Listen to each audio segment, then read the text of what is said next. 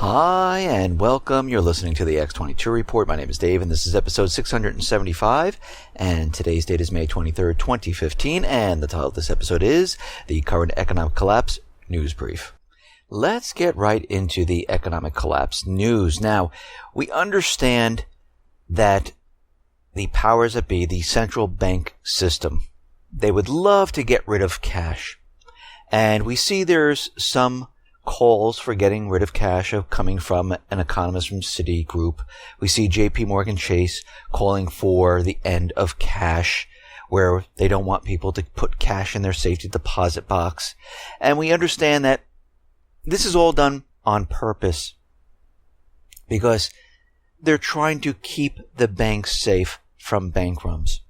And we could see right now from Armstrong Economics, he's reporting that there is a secret meeting in London where Kenneth Rogoff of Harvard University and Willem Butler, the chief economist at Citigroup, will address these central banks and advocate the elimination of all cash.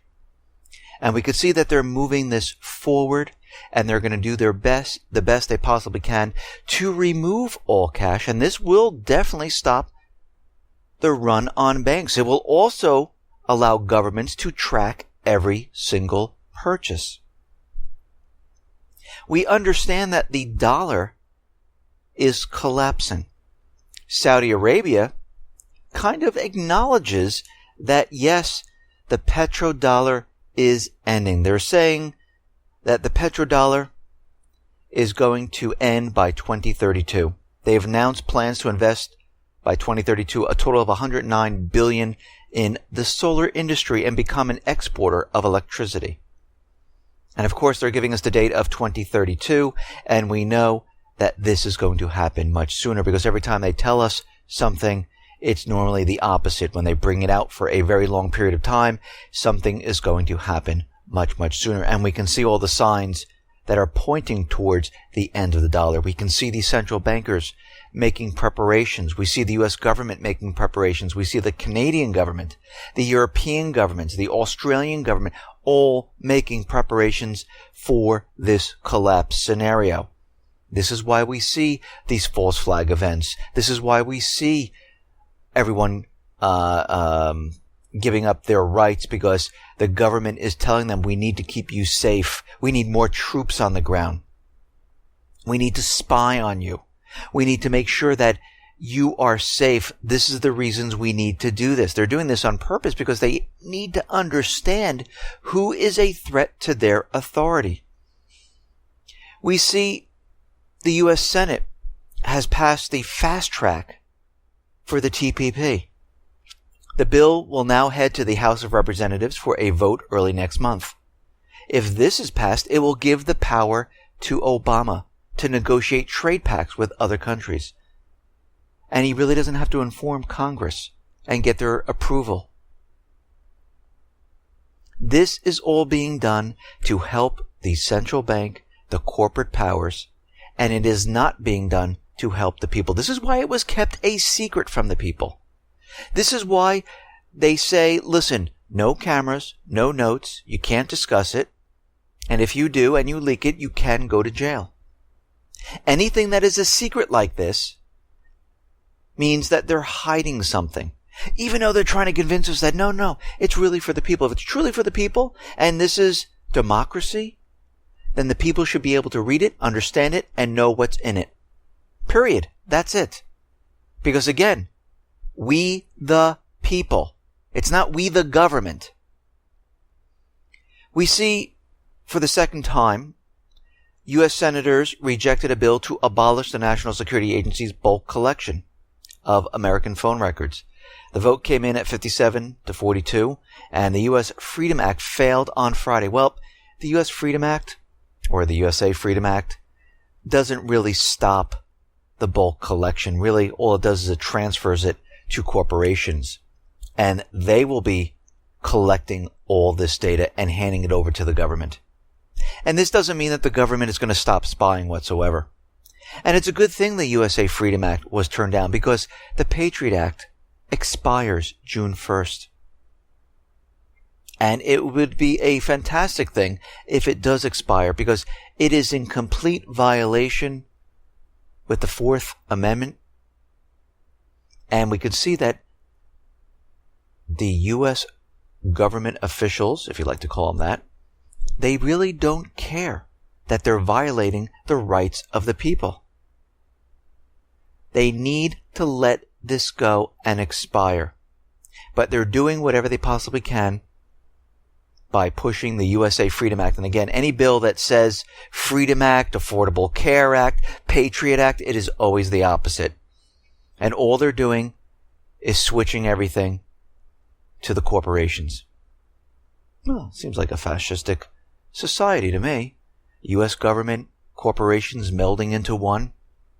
The government can say we're not spying on the people because the corporations are keeping all the data and just handing it over to us. Very convenient.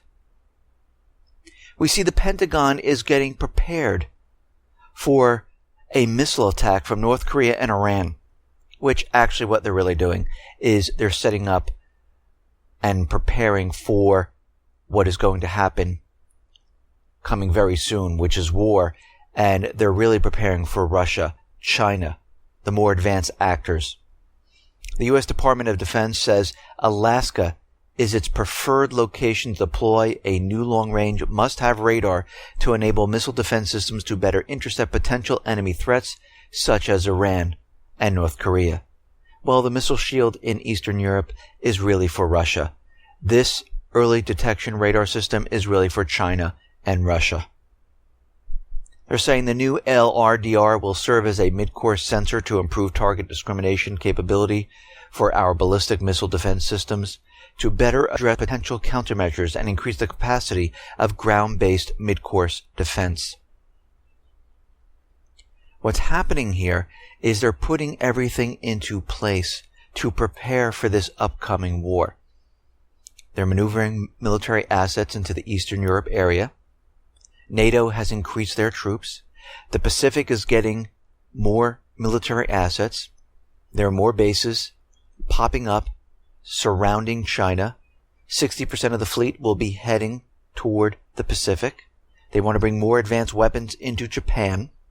We see the Middle East is basically now under full-blown war in Yemen. It's spreading to Libya because the people are taking back their countries, because they don't want the puppet governments in their countries. And we can see that the people are making gains in this area. Even in Ukraine, they're having problems there. This is why they had to bring in U.S. trainers to train the military in Ukraine, because the Ukrainian people their hearts are not into this. They're fighting their own people.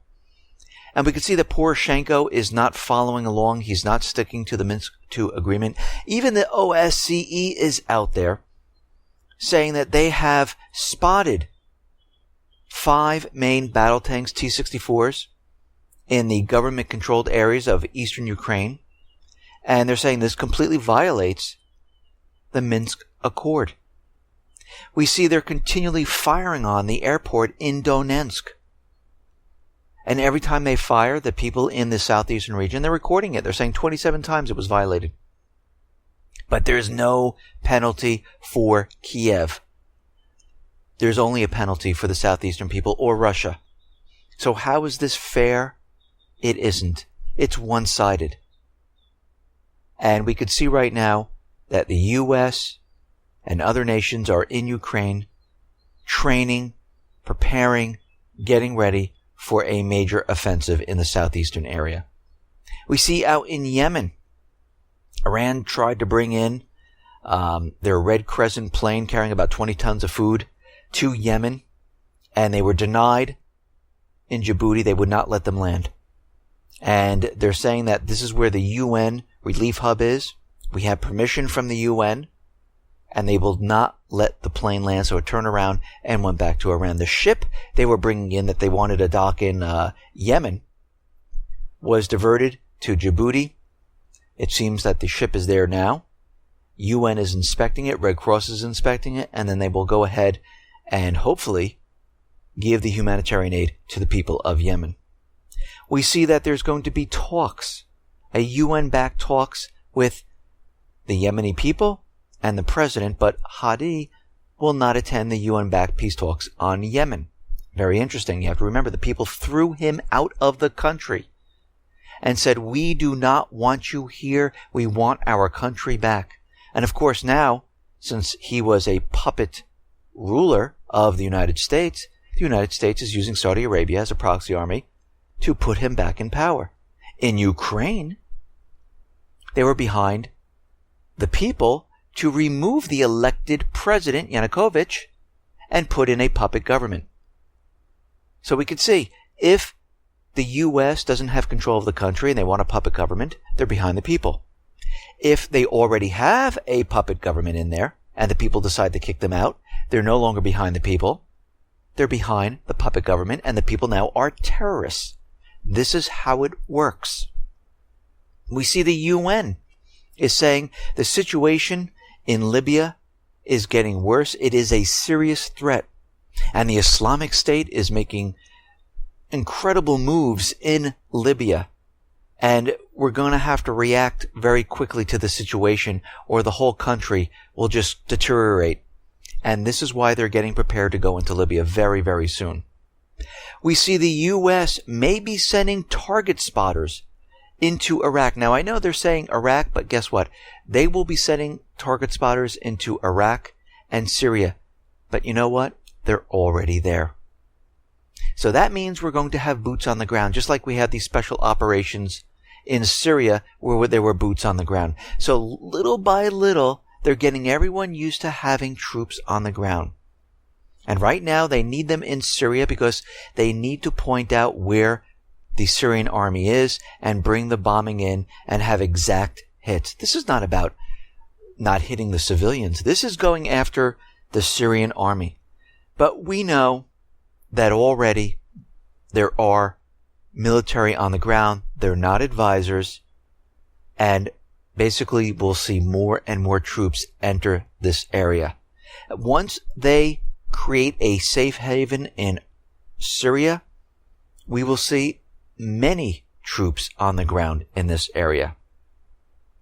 We see that the United States, Israel, and other nations who use the Islamic State, who created the Islamic State as their proxy army to go into Syria, are getting nervous about the alternative media, the new media, and everyone that's coming out saying that, hey, this Islamic State, they're part of Western intelligence, they're part of Mossad, they're part of the UK coalition forces, and they're just a proxy army.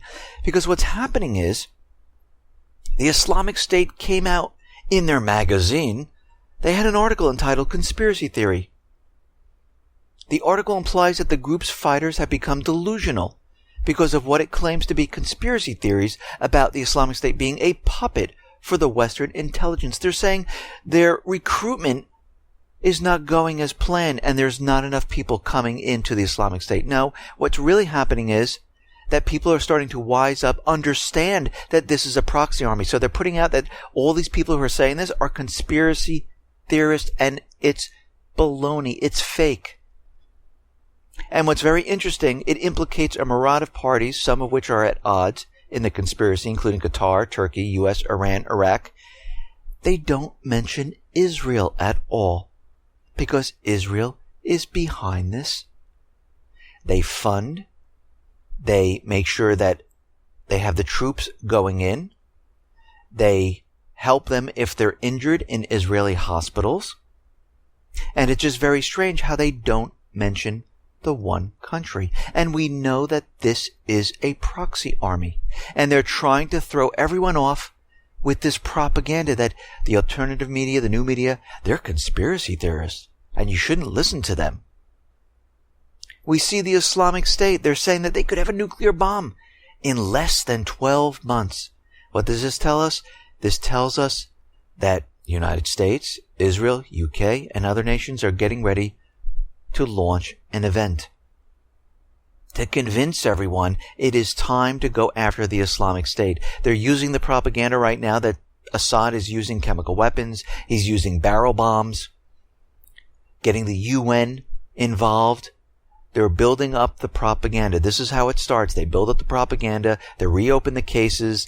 They start making false accusations. They show the effect of the barrel bombs. They show the effect of the chlorine weapons, but they never prove who's actually doing it. All they're showing you is the after effect. This doesn't show you who did it. This just shows you what happened. And we know for a fact the proxy army has a chlorine factory. They've been using chlorine weapons. And we know, going back to 2013 and before that, it was the Free Syrian Army that used sarin gas in the country of Syria. It wasn't Assad. Why in the world? What would be his motive to use chemicals on his own people? Think about this for a second. What would he get out of it? Nothing. What would the US, Israel, UK get out of it if they had the Islamic State use chlorine weapons and blame it on Assad? Ah, that makes sense. We can understand that. And the Islamic State is saying that they're going to buy their bomb in Pakistan. And they're going to transport it through Libya into Nigeria. Very interesting. Those areas where they need to get back into. And I'm talking about the United States government, Israel, UK, or places they want to get into, which is Nigeria. And then they're going to transfer that over to the West and use it. And we can see they're getting ready. They're getting prepared. They're using the propaganda. And we know all of this is going to be an inside job. We know they already have operatives standing by, waiting for the green light to go. They have the authorization war pending in Congress. They're making the case that they're bringing in spotters into Iraq and Syria. We already have war in Yemen. And the United States is orchestrating the whole thing. They're already making the case to go back into Libya, then to Lebanon. They are getting ready. They're getting prepared to push this to the next step. Listen, everyone, thanks a lot for listening. Be well, be safe, and especially be prepared. Thanks a lot.